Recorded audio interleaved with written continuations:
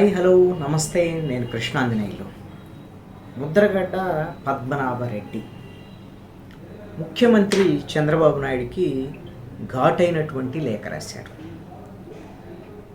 ఆయన ముద్రగడ్డ పద్మనాభంగా అందరికీ సుపరిచితులే.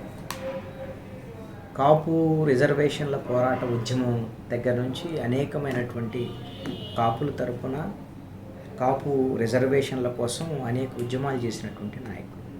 మొన్న ఎన్నికల సమయంలో వైఎస్ఆర్ కాంగ్రెస్ పార్టీ తరపున ఆయన ప్రచారం చేయడం, వైఎస్ఆర్ కాంగ్రెస్ పార్టీ ఓడిపోతే తన పేరుని రెడ్డిగా మార్చుకుంటాను, పద్మనాభరెడ్డిగా అని చెప్పినటువంటి విషయం ఇవన్నీ తెలిసిందే. వైఎస్ఆర్ కాంగ్రెస్ పార్టీ ఓడిపోయింది. అందుకు అనుగుణంగానే ఆయన ఇచ్చినటువంటి మాటకు అనుగుణంగా ముద్రగడ్డ పద్మనాభరెడ్డిగా ఆయన మార్చుకున్నారు. ఆయన పేరు మార్చుకున్నాడు అఫీషియల్గానే. ఆయన లేఖ రాశారు ముఖ్యమంత్రి చంద్రబాబు నాయుడికి. మీరు ఎన్నికలకు ముందు సూపర్ 6 ఇంప్లిమెంట్ చేస్తామని హామీ ఇచ్చారు. ఆ హామీకి అనుగుణంగా ఈ బడ్జెట్లో 1000 కోట్ల రూపాయలని కేటాయించాల్సి ఉంది. మీరు కేటాయించలేదు. సూపర్ 6 మొత్తానికి కూడా మీరు మొండి చేయి చూపించారు. ఇది ఏ విధంగా అర్థం చేసుకోవచ్చు అంటే, మీరు ప్రజలను మోసం చేయటమే, అంటే చీటింగ్ చేయటం. 420 కేసు ఎందుకు పెట్టకూడదు మీ మీద ఐపీఎస్సీ సెక్షన్ కింద అని ఆయన ప్రశ్నించారు. మొన్న జగన్మోహన్ రెడ్డి కూడా ఇదే తరహా ప్రశ్నలో వేశారు. అయితే ఈ ఘాటైన లేఖలో ముద్రగడ్డ పద్మనాభం లేవనెత్తినటువంటి అంశాలు ఏమిటి అని అంటే, ముఖ్యమంత్రి చంద్రబాబు నాయుడు ఈ విధంగా సూపర్ 6 ఇంప్లిమెంట్ చేయకుండా ఈ ప్రభుత్వం ఫెయిల్ అయినటువంటి నేపథ్యంలో దీన్ని డైవర్ట్ చేయటం కోసమే ఈ రోజున సోషల్ మీడియా పేరుతో కొంతమంది వైఎస్ఆర్ కాంగ్రెస్ పార్టీ యాక్టివిస్టులను అరెస్ట్ చేస్తున్నారు. ఇది డైవర్ట్ పాలిటిక్స్లో భాగమే.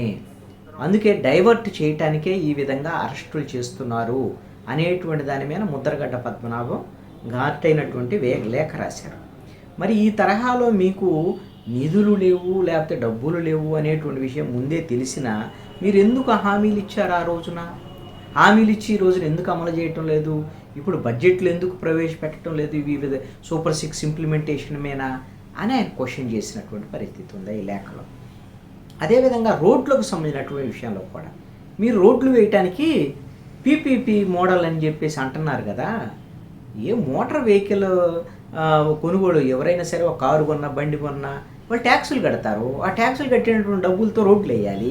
అంతేగాని ఇప్పుడు మీరు ప్రైవేటు పరం చేసేసి పబ్లిక్ ప్రైవేటు పార్ట్నర్షిప్ అనేటువంటి పేరుతో పీపీపీ మోడల్ పేరుతో మీరు ఈ రోజున రోడ్లు వేస్తామనంటే, మీరు అంటే జనం దగ్గర నుంచి ట్యాక్సులు పేరుతో మళ్ళీ టోల్ ట్యాక్సులు పెట్టాలనా? పోనీ అసలుకి మీ చేత కాకపోతే ముఖ్యమంత్రి పదవి కూడా ప్రైవేటు పీపీపీ మోడల్లో ముఖ్యమంత్రిని ఎంపిక చేసుకున్న దానికి పెట్టండి అంటూ కూడా వ్యంగ్యంగా ఆయన సెటైర్లు వేసినటువంటి పరిస్థితి ఉంది. విశాఖ స్టీల్ ప్లాంట్ విషయంలో కూడా పద్మనాభరెడ్డి ఆయన ముఖ్యమంత్రి చంద్రబాబు నాయుడిని క్వశ్చన్ చేశారు. ఆ రోజున ఎంతోమంది త్యాగాలతో ఏర్పడ్డటువంటిది ఈ రోజున ఇది ప్రైవేటు పరం కాకుండా కాపాడాల్సినటువంటి బాధ్యత మరి అక్కడ ఎన్డీఏ ప్రభుత్వం ఉంది, ఇక్కడ ఎన్డీఏ ప్రభుత్వం ఉంది, మీరు ఎందుకు చేయటం లేదు అనేటువంటి విధంగా, ఇంకా మీరు ప్రత్యేక హోదా విభజన హామీలు మీరు సాధించడానికి ప్రయత్నం చేయటం లేదు అనేటువంటి అనేకమైనటువంటి ప్రశ్నలు లేవనెత్తారు. ఇవన్నిటిని డైవర్ట్ చేయడం కోసమే మీరు ఈ సోషల్ మీడియా అరెస్టులకు పాల్పడుతున్నారు. ఈ డైవర్ట్ పాలిటిక్స్ అనేటువంటి దాన్ని ఆపండి. అమాయకులను జైల్లో పెట్టి కొట్టించడం కాదు, మీరు ఈ సమస్యల పరిష్కారం కోసం, ప్రత్యేక హోదా కోసం, అదేవిధంగా విశాఖ ఉక్కు ఫ్యాక్టరీ ప్రైవేటీకరించకుండా ఉండటం కోసం, ఇచ్చినటువంటి హామీలు సూపర్ 6 ఇంప్లిమెంట్ కోసం ప్రయత్నం చేయండి అంటూ కూడా ఆయన ప్రశ్నించారు. అయితే ఈ లేఖలు ఎక్కడా కూడా డిప్యూటీ సీఎం పవన్ కళ్యాణ్ పేరు ప్రస్తావనే లేదు. ఆ జాగ్రత్త అయితే పడ్డారు. ముఖ్యమంత్రి చంద్రబాబు నాయుడు మీద మాత్రమే ఆయన ఈ వ్యంగ్యాస్త్రాలు, ఈ విమర్శనాస్త్రాలన్నీ సంధించారు. ఈ ప్రభుత్వం అన్న తర్వాత మరి ఆయన ఇంతకుముందు ఎన్నికల సమయంలో అయితే పవన్ కళ్యాణ్ని చాలా తీవ్ర స్థాయిలో విమర్శించారు ఆయన ముద్రగడ్డ పద్మనాభం. అప్పుడు ముద్రగడ్డ పద్మనాభం, ఇప్పుడు ఆయన ముద్రగడ్డ పద్మనాభరెడ్డి కాబట్టి. మరి అయితే పవన్ కళ్యాణ్ ప్రస్తావన అయితే ఎక్కడా కూడా ఈ లేఖలో అయితే మాత్రం ఎట్టి పరిస్థితుల్లో ప్రస్తావనే చేయలేదు. ఎందుకోసం వైఎస్ఆర్ కాంగ్రెస్ పార్టీ కూడా మ్యాక్సిమం పవన్ కళ్యాణ్ విమర్శించేటువంటి ప్రయత్నం చేయటంలా. ఇప్పుడు సోషల్ మీడియా అరెస్టుల నేపథ్యంలో మొన్న పవన్ కళ్యాణ్ బహిరంగ సభలో వ్యాఖ్యలు చేసిన తర్వాత ఈ అరెస్టులు జరుగుతున్నాయి కాబట్టి మళ్ళీ పవన్ కళ్యాణ్ని వైసీపీ వాళ్ళు అక్కడక్కడ టార్గెట్ చేస్తున్నారు, కానీ మళ్ళీ ఎక్కడా కూడా మరీ అంత తీవ్రస్థాయిలో చేయట్లా. వైసీపీ టార్గెట్ అంతా తెలుగుదేశం పార్టీ, చంద్రబాబు నాయుడు, నారా లోకేష్కు సంబంధించినటువంటి టార్గెటే కొనసాగుతుంది.